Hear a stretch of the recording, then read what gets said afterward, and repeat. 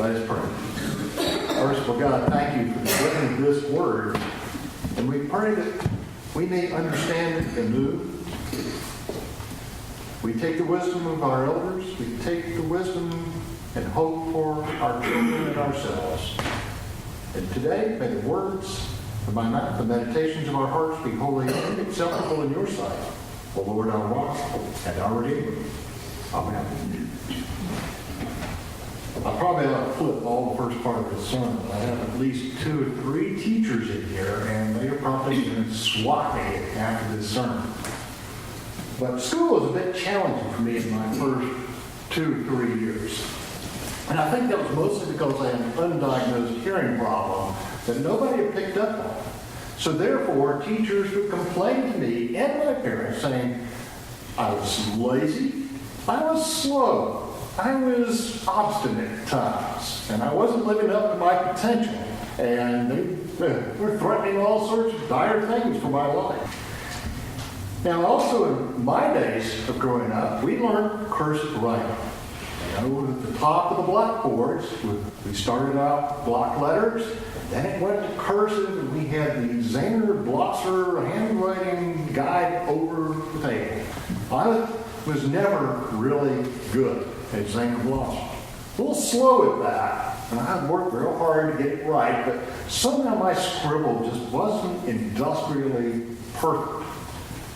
I was always a little envious of my classmates who had beautiful penmanship.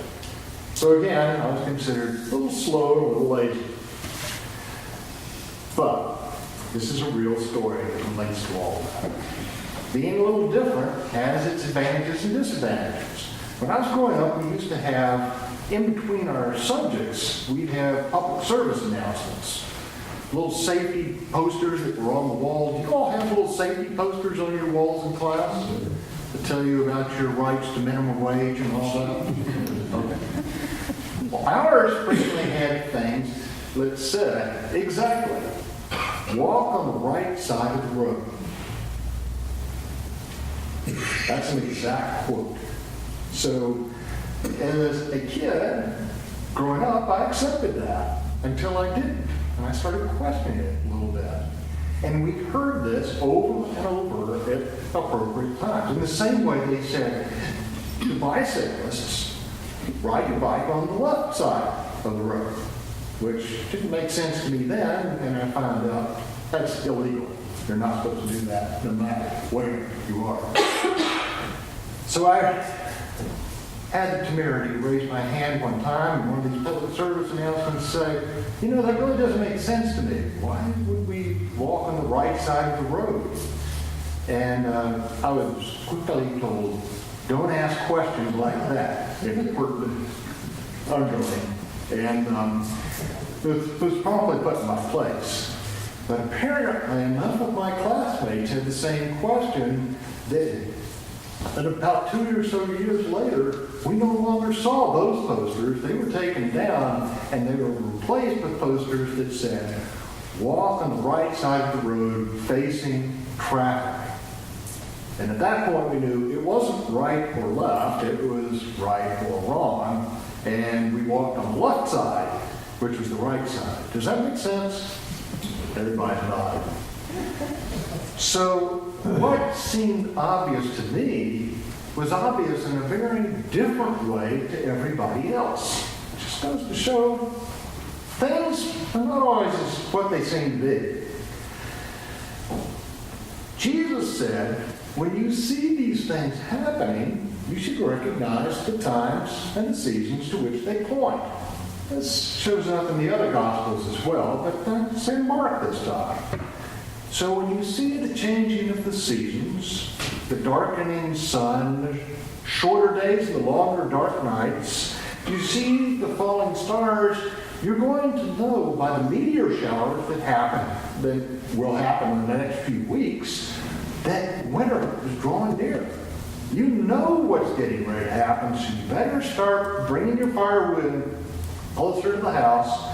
Put an extra blanket or coat in your car when you're driving on cold days. Do all these things to be ready because they're the things you should do. They're smart. That's not necessarily the point Jesus is trying to make, but he's using that point to help drive home something else. His disciples and followers wanted to know, when will this kingdom come? When will the Messiah return? This was the question on people's lips. This was what they really wanted to know. Israel needing to know, when will the Messiah bring the kingdom of God to Israel? In other words, make Israel great again. When will this time of sin and suffering end? The realm of God's righteousness appear, care for the poor and afflicted, the upholding of hope and assurance come. When will God wipe away every tear and uphold his kingdom? In other words, when will the Washington Redskins have a winning season? Well, maybe that's not the question, but it's similar. We want our time of blessing to come now for us. When do we see it? And I hate to say it, but instead of the dread and gloom that so many people read into this passage, I find them calls for laughter and rejoicing. I can almost imagine Jesus answering with these words from the prophet Joel, Isaiah, and being at once serious and at the same time just chuckling a little bit. These people wanted a very clear answer to their question. They wanted their time of triumph, the end of their stress, to come quickly and completely. No more hunger, no more taxes, no more oppression, no worries. Be happy. But that's not what Jesus tells us. Not exactly. The end is coming soon? The end of what? What if the end has already come? What if the time is now? Would you know?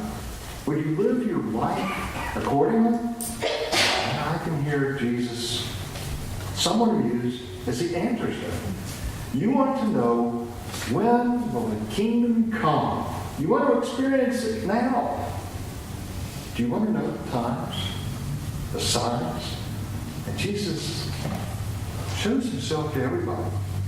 I'm here now. What are you waiting for? So, despite a sometimes terrible world, where babies struggle with malnutrition, where parents struggle with addiction and poor wages, where common people will always be at a disadvantage to people of wealth or those who mean violence, where there is hope in God, all things are possible. Where there is a vision of grace and God's kingdom, there will be hope. And it isn't all calculus for us. Jesus shows us that God has come already in the Gospels. And Jesus wants the people, he wants us to see the signs of the times. As surely as the seasons are changing, when we see Jesus, we see a change coming. We see people being convinced of the good hope in the gospel. So we may not see everything all at once, but we see an end to the way things have to be, and the beginning of the way God intends things to be, with grace and hope and charity.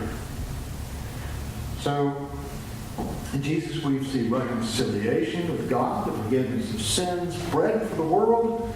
We have seen a glimpse of the heavenly banquet and the kingdom. And still we wait. That's what Advent tells us. We're in a season of expectant waiting. And I shared with the Sunday school class, it's hymn 105 in your hymnals, hymn I love for this season. It's called People Look East. The time is near of the crowning of the year. Make your house fair as you are able. Trim the hearth, set the table. People look east. Love the guest is on the way. And it goes on, talking about the way life goes on. The way the promise endures. Life has not ended because we didn't get our way every time. Life goes in. Stars keep the watch when night is dim. one more light the bowl shall burn, shining beyond the frosty weather, bright as sun and moon together, people with east, love is on the way. And then it goes on to the announcements, the angels. So, expectant waiting, not just passively sitting around watching life pass us by, not living life with despair, but living life with hope and conviction that the power of God and Jesus Christ is real for us now, for our communities, for the world. I pray for the children who have not yet heard a real world of hope, a realistic word by which to live. I want to see them with a future ahead of them. I think the youngest know what it's like to wait. They wait for Christmas. They wait for mom and dad. They wait for hope. But I also think of all of us sitting in here, how many people have had to wait in line and go to the park for motor vehicles and you wait. I'm always grateful when I'm first in line and everything goes smoothly, but so often I wait in line, I'm assigned a number, I find out I have to redo something, and sometimes I have to wait again and again. Sound like talking to somebody on the telephone for a help desk. But you don't just have to wait. You can take your book. You can listen, pray for the people around you. Some people take their cell phones and they're reading right along. So they're not just idly waiting. They're waiting, expecting they're going to get to that moment when they go to the window and they get their paperwork done.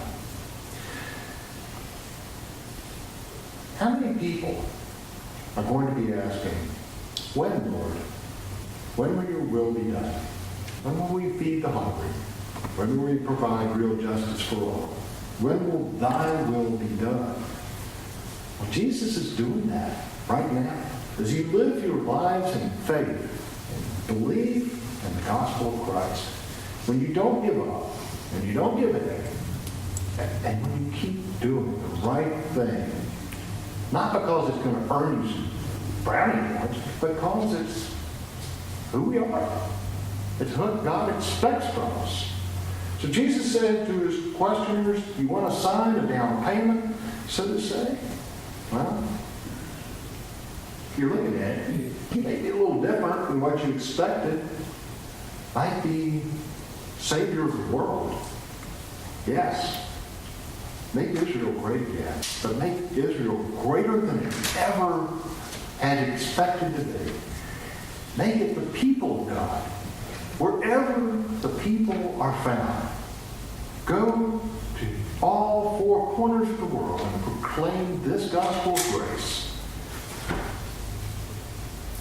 And we spend a whole lot of time standing in lines, waiting on the internet, waiting to buy the perfect gift, making lists, anticipating the immediate fulfillment of some magical white Christmas dream come true. But in the meantime, enjoy your morning cup of coffee, share it with a neighbor, say good day, find solace in prayer. And Jesus assures us over and over again that the kingdom of God is closer than we ever realized if we but open our eyes and ears, our hearts and minds. So where do you expect to find Jesus in your life today or tomorrow? God has come. Christ will come again. Rejoice and be glad. If your eyes are open, thanks be to God. Let us pray. Merciful Lord, thank you for the grace of this day. And do not just fill our hearts and minds with idle thoughts, but fill us with the understanding, the wisdom, and conviction that your kingdom will come. In Christ we pray. Amen.